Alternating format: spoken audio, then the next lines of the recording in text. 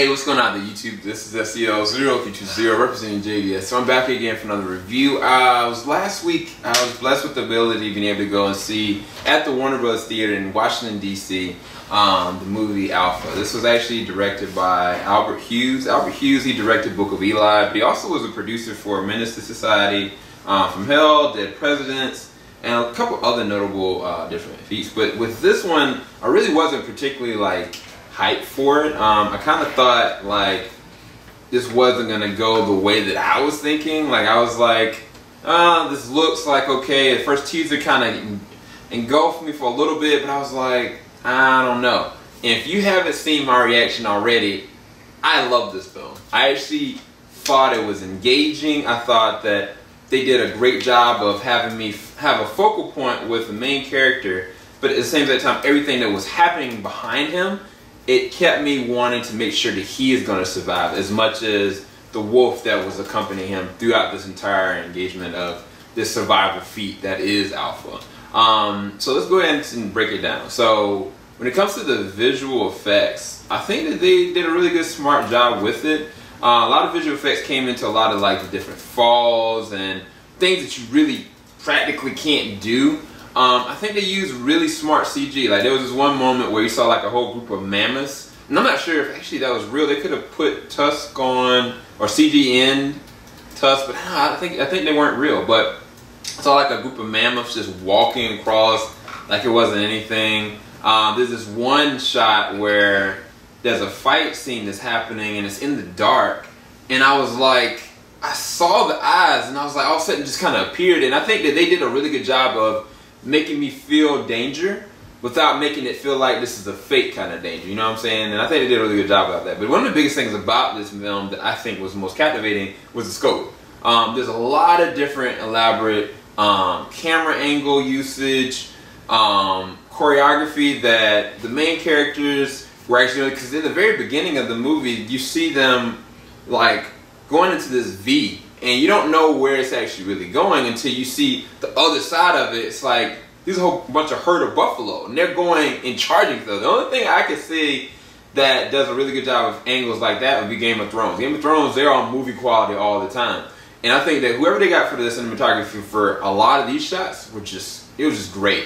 As well as the main character. The main character goes through a lot of different challenges, changes, and his life is just consistently in peril at all times. There's one point where he's severely injured. There's one point where he's unconscious. There's another point where something happens where it's ice and water, and the way they're able to capture it, it's just beautiful. The cinematography is literally on point, and I actually really love and dug what they did with it, because they could have just splurged a whole bunch of CG all over the place and then kind of didn't cater to the real practical things that they could actually record. And I think that they did the equal balance perfectly. So what about the performances? My man Cody Smit-McPhee plays the role of Kita, and he's the main character. You got, let's see, who's the most notable? I would say most of these people don't have really a lot of high different roles, but the acting is great. I think that it feels like a real tribe. One thing I can definitely say from Kita's dad, the way that he kind of carries himself and the way that the actor portrays him, it's this embrace of parenting, leadership, emotion. Matter of fact, there's one situation that happens and he's just stuck on this mountain and he's just emoting. And I think the actor does a really good job articulating what we're supposed to now, what he's actually feeling during the moment.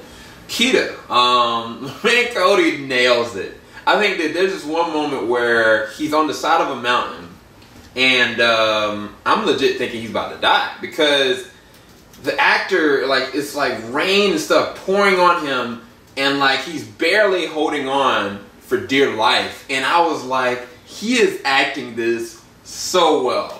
And I was just so caught back. From that point on, there's a lot of other things that happen, but if want nothing but from raw emotion, raw acting, and just cinematography that they allowed this performance to actually bleed through. Because the role of Kita, it's more than just a coming of age story. It's more so about the survival. And I think that's the thing that I thought this movie was going to be. I thought it was going to be just a regular coming of age story Well, no, like this boy literally has to become a man to be able to survive. And along the way, you know, he meets a dangerous adversary that you think is just going to be like, oh, this is sugar and rainbows, like, companion. No, you know, when they first meet, that is not the situation. I don't want to go into too much detail, but this wolf has his own personality. He has his own wants, his own needs, his own family, his own tribe, and they are both literally stuck together trying to figure this thing out. And I think that from a story standpoint, I was engaged. I was engaged from the point that Kita was in peril so many different times, yes, but in the very beginning, what they did is they established your understanding and real grasp that his family loves him, his mother loves him, his dad loves him, his tribe really is trying to mold him into something else. He's trying to be something else, and everybody thinks they know what kind of man he is and what kind of person he is, but he doesn't even know. And it's like, when he's put through the burner, like, it takes you on this interesting journey that I actually really appreciated it. I would love to actually see this movie again. Stay to the credits. I think the third act, the only thing I can say is that it runs a little long. I think they could have wrapped it up a little bit quicker, especially when something specifically happens. Like, I was like, you know, we good right here. But there's a ending shot that, for better or for worse, you're going to go through a lot of range of different emotions with things that do happen, and like, not everybody kind of makes it, and